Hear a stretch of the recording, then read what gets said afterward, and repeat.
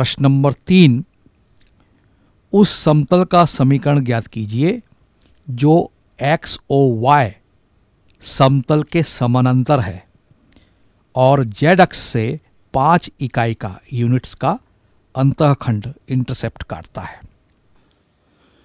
तो बच्चों प्रश्न नंबर 3 में खास बात आप देख रहे हैं कि उस समतल को ज्ञात कीजिए कह रहा है जो एक्स ओ वाई समतल के समानांतर है और जेड अक्ष से 5 का अंतःखंड काटता है।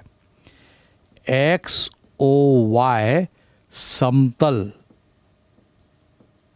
के समानांतर है। प्रश्न में आप ध्यान से पढ़िए, समांतर है और जेड अक्ष से वो 5 इकाई का अंतःखंड काटता है। अंतःखंड इंटरसेप्ट काटता है। चित्र के फॉर्म में बताऊं तो ज़्यादा समझ में आएगा आपको। तो एक्स ओ वाई, एक्स ये एक्स एक्सिस है, मैं यहाँ एक्स एक्सिस ले रहा हूँ, यहाँ जानबूझ से वाई एक्सिस ले रहा हूँ ताकि समझ में आए आपको, और ये जेड एक्सिस ले रहा हूँ। जेड एक्सिस एक्स एक्सिस पर भी लंब है और वाई एक्सिस पर भी लंब है। इस एक्स ओ वाई के समानांतर एक समतल खींचा गया है। ये तो निश्चित रूप से वो जेड अक्ष को काटेगा और वो है ओ सी की वैल्यू उसने 5 दी है।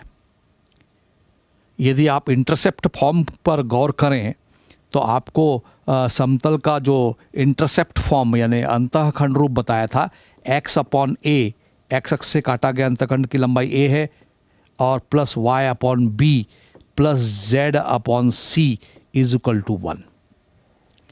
और चूंकि यहाँ x y z के समानांतर है तो इसका मतलब a अंतःखंड कहीं नहीं है, x अक्ष को नहीं काटेगा ये समतल।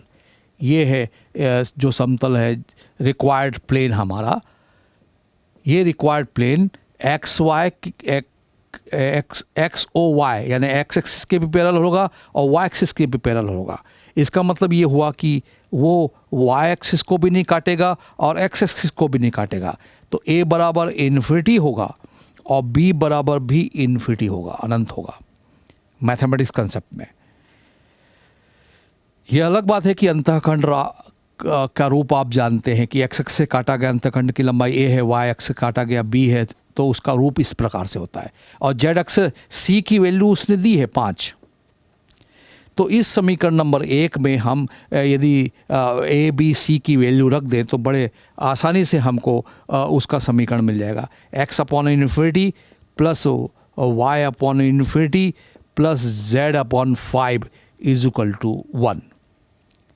समीकरण नंबर 1 में ए बी सी, ए पर काटता ही नहीं है, एक्स अक्ष के समानांतर है, वाई अक्ष के समानांतर है, यानी प्रश्न ने कहा एक्स हो वाई समतल के समानांतर है, तो निश्चित रूप से एक्स अक्ष के समानांतर होगा, वाई अक्ष समानांतर होगा और ए कटेगा ही नहीं, एक्स अक्ष को काटेगा ही नहीं, तो ए अनंत होगा, बी अनंत होगा।